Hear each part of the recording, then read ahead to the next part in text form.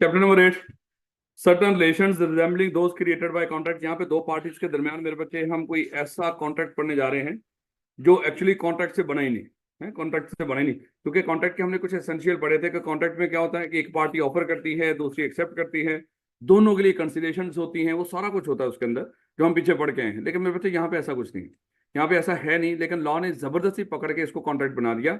और लॉ क्यों इसको कॉन्ट्रैक्ट बना रहा है, ये ताल्लुक सर लॉ ने जबरदस्ती क्यों दो बंदों के दरमियान बना दिया? क्योंकि लॉ कहता था कि अगर ये मैं ताल्लुक नहीं बनाऊंगा, एक बंदे को प्रोमिजर नहीं बनाऊंगा, एक को यहाँ पे जबरदस्ती पकड़ के प्रोमिजर नहीं बनाऊंगा, तो शायद एक पार्टी का नुकसान हो जाएगा और उसके नुकसान की वजह से बिला वजह किसी का फायदा हो जाएगा। जैसे अगर मेरी कोई चीज गुम जाती है और आपको मिल जाती है, अगर वो लॉ आपके ऊपर जिम्मेदारी ना डालता कि आप मेरी चीज मुझे वापस करें, तो शायद मेरा नुकसान हो गया और आपका फायदा हो गया। लॉ इस तरह नहीं चाहता, लॉ चाहता है कि किसी की वजह से नुकसान ना हो। तो इसलिए लॉ ने जबरदस्ती पकड़ के यहाँ पे एक ऐसा कॉन्ट्रैक्ट बना दिया जो अगरचे हुआ नहीं, एक ऐसा कॉन्ट्रैक्ट जो बनाया नहीं गया बल्कि लॉ ने खुद बना दिया हो। हम वो कॉन्ट्रैक्ट पढ़ने जा रहे हैं मेरे बच्चे। इनका नाम है कॉज़ी कॉन्ट्रैक्ट। और कॉज़ी कॉन्ट्रैक्ट कह लो चाहे इनको चाहे कंस्ट्रक्टिव कॉन्ट्रैक्ट कह लो, एक ही बात है। अब हो सकता है जैसे वो पेपर में उसने पूछ लिया 2-3 अटेम्प्ट पहले कि कंस्ट्रक्टिव कॉन्ट्रैक्ट्स बता दो, उसकी टाइप्स बताओ कौन कौन सी हैं। तो मेरे बच्चे वहां पे बच्चों को पता ही नहीं था कि कंस्ट्रक्टिव कॉन्ट्रैक्ट क्या है, क्योंकि बड़ा सारा करके कॉज़ी कॉन्ट्रैक्ट लिखा हुआ, कंस्ट्रक्टिव कॉन्ट्रैक्ट तो छोटा सा करके आगे डिटेल में लिखा हुआ है। तो इसलिए मेरे बच्चे याद रखिएगा कि कॉज़ी कॉन्ट्रैक्ट कह लो चाहे इसको कंस्ट्रक्टिव कॉन्ट्रैक्ट कह लो, लेकिन ये वो कॉन्ट्रैक्ट है जो हमने खुद नहीं बनाया बल्कि कानून ने जबरदस्ती पकड़ के बना दिया है। कानून कहता है ये कॉन्ट्रैक्ट हो गया, हम कहेंगे सर कैसे हो गया, इसमें तो ऑफर एक्सेप्टेंस हुई, बाकी रिक्वायरमेंट्स पूरी नहीं हुई। लॉ कहता है कि चपेटे खाएगा तू, है हमने बोल दिया कॉन्ट्रैक्ट हो गया तो कॉन्ट्रैक्ट हो गया। हमने कहा कि सर चपेटे मारने की जरूरत नहीं, आपने कहा, हमने आपकी बात को मान लिया, ये कॉन्ट्रैक्ट हो गया। अब अगली बात है कि सर ये कॉन्ट्रैक्ट होंगे कौन कौन से? बेटा 5 तरह के कॉन्ट्रैक्ट कॉज़ी कॉन्ट्रैक्ट हैं, जिसमें supply of necessary, payment by interested person, person enjoying benefit. इसको एक एक करके देखते हैं मेरे बच्चे। सबसे पहले सप्लाई ऑफ नेसेसरीज। अच्छा मेरे बच्चे, अगर नेसेसरीज का मतलब भी क्या है? जरूरियात। मेरे बच्चे याद रखिएगा, नेसेसरीज का लफ्ज बड़ा वाजे लिखा हुआ है, जरूरियात। अगर कोई बंदा किसी दूसरे बंदे को, लेकर दूसरा बंदा कौन हो? Incompetent to contract. अगर कोई बंदा उन लोगों को जो इनकम्पिटेंट टू कॉन्ट्रैक्ट हो उनको जरूरियात जिंदगी सप्लाई करे, या उन उन लोगों को सप्लाई करे जिनको ये इनकम्पिटेंट टू कॉन्ट्रैक्ट लोग लीगली बाउंड हैं सपोर्ट करने के लिए, यानी कि ये लोग खुद या इनकी फैमिलीज।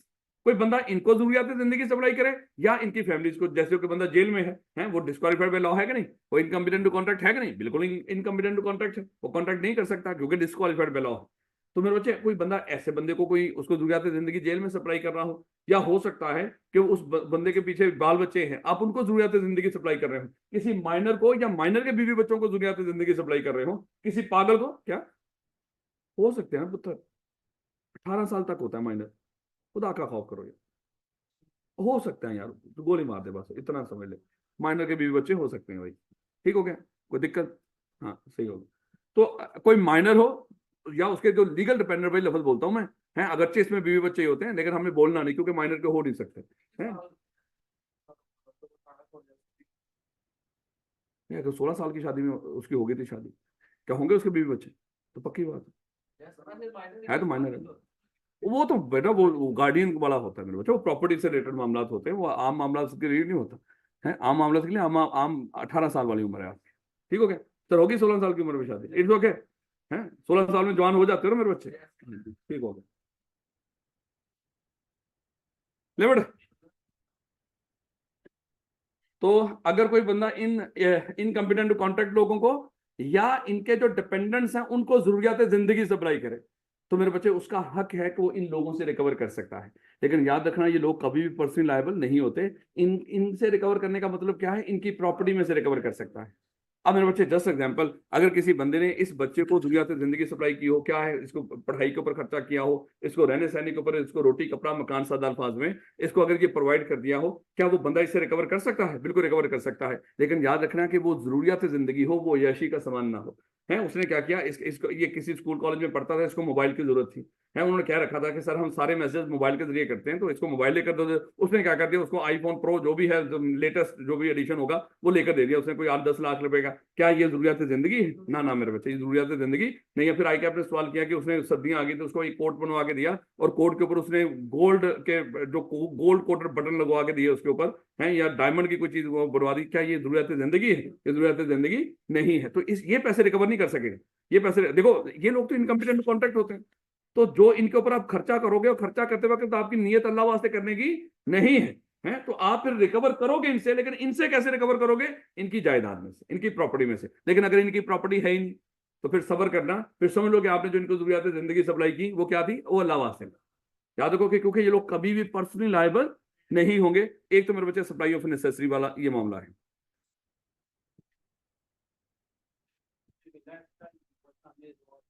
बेटा फिर तो ये बच्चा है ही नहीं ना, डिजर्व करते ही नहीं कि उसको आप जरूरत जिंदगी सप्लाई करो। हो सकता है उससे आपको जरूरत पड़ जाए पैसों की, उधार ले लिया करो इससे। ठीक हो गया बेटा? अगर है ही अमीर है, तुम लोग बेशर्म हो क्या? एक अमीर के घर जाओ, आटा लेके चले जाओ, ये लो जरूरत जिंदगी ले लो बेटा, तू यतीम है। नहीं, मैं मुझे लॉजिक तो बताओ क्यों?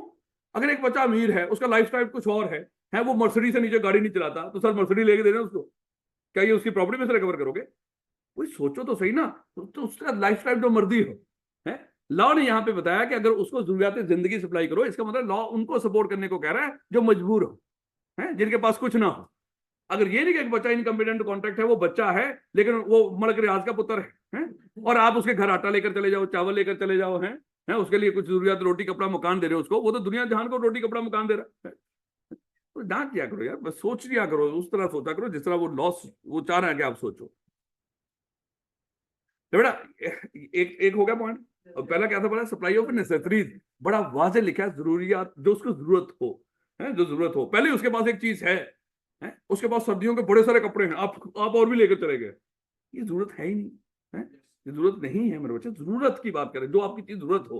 होता ना अक्सर लोग कहते हैं यार ये रख लो, कहते हैं मुझे जरूरत ही नहीं है। तो आप इसका मतलब वो जरूरत जिंदगी है ही नहीं जो आपको दे रहा हो। नेक्स्ट क्या है? Reimbursement of payment by interested person, कि अगर कोई पेमेंट हो, कोई बंदा कर रहा हो, वो लाइबिलिटी उसकी ना हो, लाइबिलिटी किसी और की हो, पे आप कर रहे हो, इसलिए आप कर रहे हो कि आप अगर वो पेमेंट नहीं करोगे तो आपका भी नुकसान हो सकता है। तो ऐसी पेमेंट को हम कहते हैं पेमेंट बाय या रिपेमेंट या reimbursement of payment by interested person. यानी कि पहले वो इंटरेस्टेड पर्सन ने कोई पेमेंट की हो, अब उसका हक है कि उसको रीइंबर्समेंट मिले। लेकिन उसने कौन सी पेमेंट की हो उस इंटरेस्टेड पर्सन में, वो लाइबिलिटी किसी और की हो, लेकिन अगर वो ना पे करे उसका, जैसे पहले एग्जांपल हो, मिस्टर ए ने ये किसी मिस्टर बी से ये दुकान रेंट पे ली, मेरे बच्चे रेंट पे दुकान ली है। और अब ये चला रहा था, एक अच्छी खासी ये दुकान चल गई। उसके बाद क्या हुआ, एक दिन ये पुलिस वाले आए, उन्होंने कहा कि सर दुकान खाली करो। उसने कहा कि क्यों दुकान खाली करो? उसने कहा कि मिस्टर बी ने इस दुकान के ऊपर किसी बैंक से लोन लिया हुआ था, और इस बैंक के हक में इस दुकान के ऊपर मॉर्गेज या चार्ज क्रिएट किया हुआ था। तो सर मिस्टर बी ने वो 1 मिलियन का लोन था वो वापस नहीं किया। अब जाहिर बात है कि बैंक वालों का हक है ये दुकान खाली करवाएं, हैं और उसको बेचें और पैसे रिकवर करें, तो सर इस दुकान को खाली करो। अब देखो ये लायबिलिटी किसकी थी? बैंक को पे करना, मिस्टर बी की। लेकिन अब लॉ कहता है कि आप भी इस पेमेंट में जो कि मिस्टर बी ने बैंक को देनी थी, इसमें आप भी इंटरेस्टेड हो, क्योंकि अब ये पेमेंट नहीं हुई जिसकी वजह से आपका भी नुकसान हो। तो जहां पे आप किसी और की लायबिलिटी अपने आप को नुकसान से बचाने के लिए कर दो, अपने आप को नुकसान से बचाने के लिए, किसी और को नहीं, अपने आप को नुकसान से बचाने के लिए कर दो, तो उस पैसे को आप इससे रिकवर कर सकते हो। उसने क्या किया? बैंक वाले को इससे पूछे बगैर, इससे पूछने की जरूरत नहीं है, इससे पूछे बगैर आपने क्या कर दिया? बैंक को पेमेंट कर दी, बैंक को पैसे वापस कर दिए। अब आके इसको आपने कहा कि भैया वो 1 मिलियन दे, वो कहता कौन सा 1 मिलियन? वो कहता है कि वो आपने जो बैंक को पैसे देने थे वो मैंने पे कर दिए हैं, है तो अब ये क्या करेगा? इसको पे करेगा। अब नहीं करता तो ये उसके ऊपर केस करके पैसे रिकवर कर सकता है, ये क्योंकि ये कॉन्ट्रैक्ट बन गया है ये वो कहेगा मेरा तो तेरे से बात ही नहीं हुई थी, है वो कहेगा भैया अगर ना मैं पे करता, वो तो दुकान खाली करवा रहे थे, है मेरा सामान बाहर फेंकने को तैयार थे, तो मैं अगर पेमेंट ना करता तो मेरा नुकसान हो जाता। मैंने अपने नुकसान से बचाने के लिए अपने आप को वो पेमेंट कर दी है। अब आपने क्या करो? ये इसको रीइंबर्स करो। तो इसको क्या रीइंबर्स करना पड़ेगा? इसको रीइंबर्स करना पड़ेगा। लेकिन याद रखना मकसद सिर्फ और सिर्फ अपने आप को नुकसान से बचाना हो। अब देखो उसे एक एक सिनेरियो बना के दे दिया, उसने कहा कि दो दोस्त आपस में लड़ रहे थे, तो एक तीसरे दोस्त ने उनकी लड़ाई खत्म करने के लिए एक बंदे को, जैसे मिस्टर मैंने आपके पैसे देने थे, हैं हम आपस में दोस्त थे, हैं आप मुझसे लड़ रहे हो कि राणा साहब हमारे पैसे क्यों नहीं दे रहे। ऐसे में अहमद को पता चला, अहमद ने कहा कि देखिए ये मेरे दोस्त हैं, ये आपस में लड़ रहे हैं, तो लड़ाई को खत्म करवाने के लिए आपको, अहमद ने पूछा कितने पैसे हैं जो राणा साहब ने देने हैं? इन्होंने कहा कि सर 10,000 रुपया, इसने खुद पे कर दिया। क्या ये मुझसे रिकवर कर लेगा? नहीं, क्योंकि हाँ ये इंटरेस्टेड पर्सन था ही नहीं, ये इसने कोई ये जो पेमेंट की है अपने आप को नुकसान से बचाने के लिए की ही नहीं है। या तो ये अपने आप को नुकसान से बचाने के लिए कोई पेमेंट करता तो फिर ये रिकवर कर सकता था, है ऐसे ही वो कोई एग्जांपल बना देता कि आपने कोई घर रेंट पे लिया या कोई दुकान रेंट पे ली, और उसका जो पिछला मालिक था उसने, जो भी उसका मालिक है बिल्डिंग का या दुकान का, उसने बिजली का बिल नहीं पे किया हुआ, अब आपने वाले मीटर काटने के लिए खड़े हैं, आपने उसके बिल की पेमेंट कर दी, क्या उसके रिकवर कर सकते हो? बिल्कुल कर सकते हो, क्योंकि वो मीटर कट जाता नुकसान आपका। है। अब अगली बात वो करता है कि सामने एक बंदा है, उसके आपका कोई दोस्त है जो जानने वाला, उसकी दुकान का मीटर वापडा वाले काट रहे हैं और आपने उसकी पेमेंट कर दी, क्या रिकवर कर सकते हो? नहीं है, उससे आपको कोई लेना देना नहीं। याद रखोगे इस बात को। लेकिन अब अगला सिनेरियो देखिएगा, है? साथ वाले घर में, याद है, साथ वाले घर में 2 यतीम बच्चे रहते हैं, है? और वापडा वाले उसका मीटर काटने के लिए आए और आपने पेमेंट कर दी, क्या रिकवर कर सकते हैं? हाँ, ये सप्लाई ऑफ नेसेसरी में कंसिडर कर लेंगे, है? देखो, पेमेंट पे इंटरेस्टेड पर्सन तो नहीं, लेकिन है तो ये 3 बच्चे हैं। आपने क्या कर दिया, अब उस कॉन्टेक्स्ट में आप उनको दे दो, आप यहाँ पे कह दोगे ये पेमेंट पे इंटरेस्टेड पर्सन नहीं है, इस कॉन्टेक्स्ट में रिकवर नहीं कर सकता। लेकिन ये अगर हम बात करें, ये सप्लाई ऑफ नेसेसरीज में आ सकती है। जो इनकम्पिटेंट में, ये 3 बच्चों की बात की है मैंने, जो इनकम्पिटेंट कॉन्ट्रैक्ट लोगों को क्या कर सकते हो, लेकिन अगर वो जवान बच्चे हों फिर वो इनकम्पिटेंट कॉन्ट्रैक्ट। हाँ, ये नहीं कि हर यतीम बच्चा इनकम्पिटेंट कॉन्ट्रैक्ट होता है, वो 18 साल से कम। याद रखो किस बात को। बेटा, person enjoying benefit of non gratuitous acts,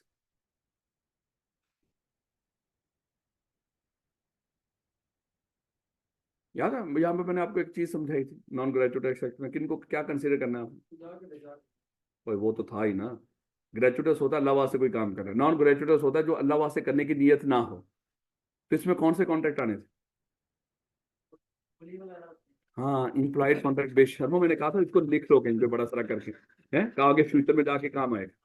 ये जितने इम्प्लॉयड कॉन्ट्रैक्ट होते हैं, क्या कोई बंदा अल्लाह वास्ते कर रहा होता है आपके लिए? नहीं नहीं, अल्लाह वास्ते नहीं कर रहा होता है। जैसे याद है कि एक बंदा, मान लो कि एक रक्शे वाला जा रहा है, रक्शे वाला, आप पैदल जा रहे थे, उसने आपके पास आगे रोक लिया रक्षा, आप उसमें बैठ गए, हैं? क्या वो उसने अल्लाह वास्ते बैठाया आपको? कहीं ये तो नहीं आपको लग रहा कि ये ग्रेचुइटस एक्ट है उसका, है? आपको वैसे ही अल्लाह वास्ते वो लेकर जा रहा है ना? ना, उसके उसकी पैसे लेने की नीयत है। यहाँ पे आज हमारा पहला दिन था क्लास का, क्लास शुरू हुई है? आप बगैर एडमिशन ऑफिस होते हुए, बगैर किसी और जगह से होते हुए सीधे आके क्लास में बैठ गए, हैं? अब आप कहेंगे मैं कौन सा आप लोगों से एडमिशन करके यहाँ पे बैठा हूँ, मैं तो खुद ही आ गया हूँ, है? क्या यहाँ पे हम अल्लाह वास्ते पढ़ा रहे हैं? क्या आपको पे करना पड़ेगा? है, पक्की बात है। ये कॉन्ट्रैक्ट हो गया आपका, यहाँ पे बैठना, हमारा आपको उठाना, आपका बैठना ऑफर था, क्या मैं पढ़ लूँ सर यहाँ पे आपके पास लॉ है, हमारा आपको क्लास से ना निकालना एक्सेप्टेंस था कि ठीक है भैया पढ़ लो, तो कॉन्ट्रैक्ट हमारा यहाँ पर भी हो गया। ये जितने एम्प्लॉयड, वो याद है वो कुली जब सामान उठा के खड़ा होता था, आप आगे आगे चल पड़ते थे, हैं? तो क्या आपको उसको पे करना है कि नहीं? क्या अल्लाह वास्ते वो सामान लेके जा रहा है आपका, है? वहां पे आपको पे करना है, उसका उसकी नीयत अल्लाह वास्ते करने की नहीं। याद है रास्ते में एक बंदा देगे बांट रहा था, है? आपने वहां पे खड़े होकर बिरयानी खाई थी, क्या आपने उसको पे करना है? इसको नहीं पे करना है, उसकी नीयत ग्रेचुअसली है, उसकी नीयत नॉन ग्रेचुइटस नहीं, वो अल्लाह वास्ते। लेकिन रास्ते में एक होटल था, है? आप उसमें रुके और खाना खा लिया उसको, क्या ये अल्लाह वास्ते खिला रहा है? बेटा, ये उसने जस्ट क्लियर किया है यहाँ कि जहां पे कोई बंदा कोई काम कर रहा हो, उसकी नीयत अल्लाह वास्ते करने की ना हो, आप उसको पे करोगे, है? जब आप बैठे हुए थे, वो सामने शू शाइनर आ गया था, है? सामने खड़ा, तो आप उसने जूते उतार के सामने कर दिए थे, हैं? भाई पे करोगे कि नहीं? बिल्कुल पे करोगे। वो अल्लाह वास्ते करता फिर वहां पे जूते पॉलिश, है? नहीं, ऐसा नहीं होगा, याद रखोगे। वो जब आप किसी बस पे बैठे जा रहे होते थे, हैं, वहां पे वो क्या होती थी, निम्को, है? एक निम्को बेचने वाला आता था, वो कहता था कि वो निम्को की बड़ी पहले तारीफें करता था खड़ा होकर। पता नहीं आप लोगों ने ये दौर देखा है कि नहीं, है? हाँ, पहले तो उसे हाथ पे ऐसे होता था और वो क्या करता था, वो पहले कोई शायर शायरी और पता नहीं क्या कुछ कर कर आगे, है? फिर क्या करता था, फिर उसके बाद कहता था हाथ निकाल के रखें जी, हाथ निकाल के रखें। वो थोड़ा थोड़ा दे रहा होता था सबको, ये अल्लाह से दे रहा है, इसके लिए आपको पे करने की जरूरत नहीं है, है? फिर उसके बाद ऑर्डर लोग करते थे कि भाई मजा तो आया, है? अब थोड़ी सी तूने दिखाई है यार, कुछ और भी ले ले, है? फिर उसको कहते थे भाई दे दे, है? अब वो जब दे रहा था तो फिर वो अल्लाह से दे रहा है, हाँ, अब आपको पे करना पड़ेगा। समझाने के लिए बात कर रहा हूं मेरे बच्चे, याद रखोगे इस बात को। यहाँ पे उसने एग्जांपल दे रखी थी इस तरह की कि अगर आप किसी के घर कोई चीज भूल जाओ, है? आप सर्दियों के दिन थे, आपने कोई 2-3 जैकेटें ली हुई थी, आपने गए, आप मरी में अपने एक दोस्त के पास रुके, एक जैकेट वहीं पे भूल गए, दोस्त ने समझा कि ये दोस्त मेरे लिए छोड़ गया है? क्या ये उसी की है? ये कोई अल्लाह से थोड़ी छोड़ के गए, भूल गए वो भैया, क्या उसको वापस करेगा? बिल्कुल वापस करेगा। किसी रिक्शे वाले को आपने 500 रुपया दिया, है? गलती से आप 300 रुपया लेना वापस भूल गए, 200 देना था उसको, क्या आपने ग्रेजुअसली उसको दे दिए हैं? अल्लाह से दे दिए हैं? नहीं नहीं, गलती से गए हैं, क्या उसको वापस करेगा वो? पक्की बात है, वापस करेगा। तो ये सारे क्या हैं, ये नॉन ग्रेचुइटस सेक्ट और ग्रेचुइटस। बेटा, responsibility of finder of goods, responsibility of finder goods, ये इंतहाई अहम था। अगर आपको याद करें, हमने डिस्कस किया था, अगर किसी बंदे को किसी को गुमी हुई चीज मिलती है, अगर मिस्टर ए, अज्यूम कर लो मिस्टर ए भैया, इसकी ये हवेली है, इसकी ये हवेली है, इसकी हवेली में किसी की गाय आके इसकी हवेली में ठहर गई, अज्यूम कर लो या इसको बाहर चलती फिरती खेतों में कोई गाय मिल गई है? अब इसको वो गाय मिल गई, मुझे बताएं क्या वो गाय अब मिस्टर ए की है? मान लो कि वो गाय है मिस्टर बी की, वहां से वो जो भी है वो गुम हुई उससे, और ये किसको मिल गई आगे? मिस्टर ए को मिल गई। अब मेरे बच्चे मिस्टर ए कौन है, उसका फाइंडर ऑफ गुड्स है, इसको वो चीज मिली है। अब मुझे ये बताएं, ये चीज क्या मिस्टर ए की जिम्मेदारी है कि उसको वापस करे? पक्की बात उसको वापस करेगा। लेकिन उससे पहले याद करें, हमने डिस्कस किया था कि मिस्टर ए की जो रिस्पॉन्सिबिलिटी है इस गाय के लिए वो किस तरह की है? As a bailee, as a bailee. और हमने आपको बताया था कि बेली कहां से लफ्ज निकला? ये बेलमेंट से निकला है। एक कॉन्ट्रैक्ट हुआ था, कॉन्ट्रैक्ट ऑफ बेलमेंट। उस कॉन्ट्रैक्ट ऑफ बेलमेंट में एक बेलर होता है जो किसी को कोई चीज देता है, और बेली वो होता है जिसको वो चीज दी जाती है। लेकिन बेलमेंट में क्या होता था, किसी को कोई चीज किसी खास यूज के लिए देते हैं, उस यूज इस्तेमाल या जो भी मकसद के लिए दी थी, उस मकसद को पूरा होने के बाद वो चीज आपको वापस कर दी जाती है। जो बंदा किसी को चीज देता है उसको बेलर कहते हैं, और जिसको चीज दी जाती है उसको बेली कहते हैं। जैसे हमने डिस्कस किया था, अभी आप यहाँ पे बैठे हुए, आपके पास पेन नहीं है, आपने अपने साथ वाले दोस्त को कहा यार पेन देना है, मैं आज भूल आया हूँ, तो उसने आपको पेन दे दिया, आप क्या हो? बेली हो। वो क्या है? बेलर है। उसने आपको चीज, ये पेन पका पका नहीं दे दिया, उसने इस्तेमाल के लिए दिया है। आपने इस्तेमाल के बाद इस पेन को वापस कर देना है। लेकिन मुझे बताओ, क्या ऐसा होगा कि आप पेन हाथ में पकड़े हो, उसके दो टोटे कर दिए हो, उसको दो टोटे करके दे दिए हो? है क्या हिफाजत करनी है उसकी? उस पेन की ऐसे हिफाजत करनी है जैसे वो पेन आपका खुद का है। ऐसे ही हमने डिस्कस किया था, हम अपने हमसायों से बर्तन मांग लेते हैं, हैं क्या वो वापस करने होते हैं मेहमानों के जाने के बाद? है हाँ, नहीं सर, नहीं करने होते हैं ना, नहीं करने होते हैं, मेरा ख्याल आप लोग नहीं करते होंगे, लेकिन वो वापस करने होते हैं मेरे बच्चे। हैं? या आपने किसी को बाइक दे दी, किसी दोस्त ने मांग के ले गया, वो वापस करेगा? क्या वो बाइक की हिफाजत भी करेगा कि नहीं? बिल्कुल करेगा। यानी कि बेलमेंट क्या होती है कि जब आप कोई किसी खास मकसद के लिए किसी को कोई चीज दो, आपने सुनहरे को सोना दिया, सर इसकी ये इसमें मॉडिफिकेशन कर दो, भाई बेलमेंट है, वो मॉडिफिकेशन करके उसको दे देगा। आपने बाइक किसी को सही करने के लिए दी, उसने सही करके आपको दे दी, बस ये बेलमेंट होती है मेरे बच्चे। अब यहाँ पे जब आपको किसी की घूमी हुई चीज मिलनी है, आपने उसको ऐसे समझना है जैसे ये मुझे घूमी हुई नहीं मिली, बल्कि इसने, इसके मालिक ने चीज मुझे खुद हैंड ओवर की है, ऐसे आपने समझना उसको, और उसके मालिक को मैंने वापस पहुंचानी है।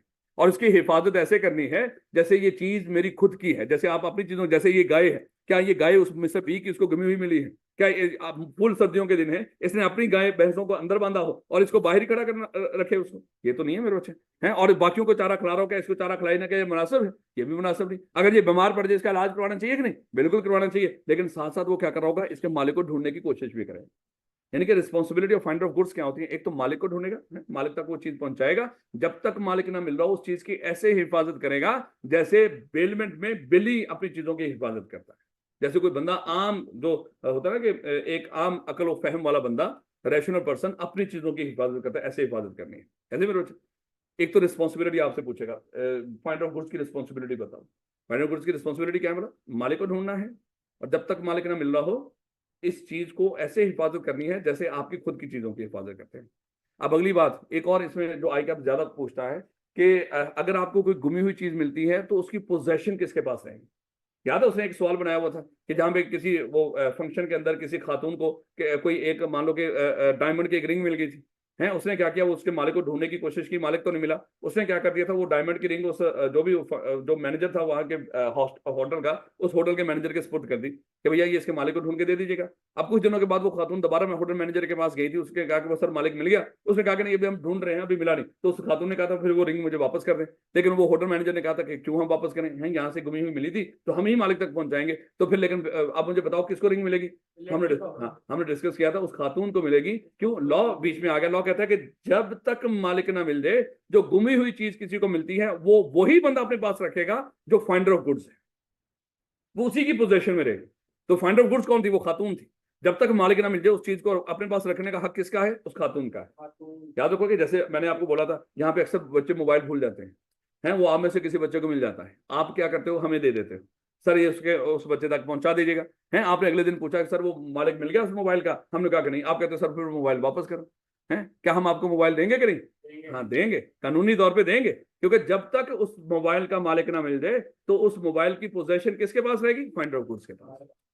याद है मेरे बच्चे? फिर अगली तीसरी बात वो पूछेगा पेपर के अंदर, कैसा ये बताएं कब कब फाइंडर ऑफ गुड्स इन चीजों को बेच सकता है? भाई दो सिचुएशन है, या तो वो चीजें पेरिशेबल नेचर की, ऐसी चीजें जिनके गलने सड़ने का डर हो, ये ना हो कि मालिक को ढूंढने के चक्कर में आप चीजों को वैसे ही खराब कर लो, तो आप उसको क्या कर दो, बेच दो। जब बेच के जो भी हो अपना खर्चा रिकवर कर लो, अगर आपका कोई खर्चा हुआ था, और उसके बाद क्या कर दो, बाकी पैसे मालिक को वापस कर दो।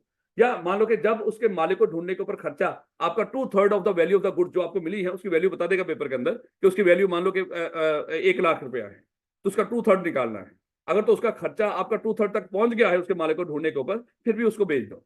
अब 2/3 तक जब खर्चा जो अपना हुआ है वो रिकवर कर लीजिएगा, कल अगर मालिक मिल गया तो पैसे उसको बाकी दे दीजिएगा। याद रखोगे इस बात को। तीन चीजें हैं, responsibility of finder of goods, उसके बाद पोजेशन का मामला कि किसके पास रहेगी, और तीसरे नंबर पे कब कब फाइंडर ऑफ गुड्स उन चीजों को बेच सकता है। दो सिचुएशन है, पेरिशेबल नेचर की हो, और इसमें ज्यादा जो पूछता है वो पोजेशन वाला मामला पूछता है।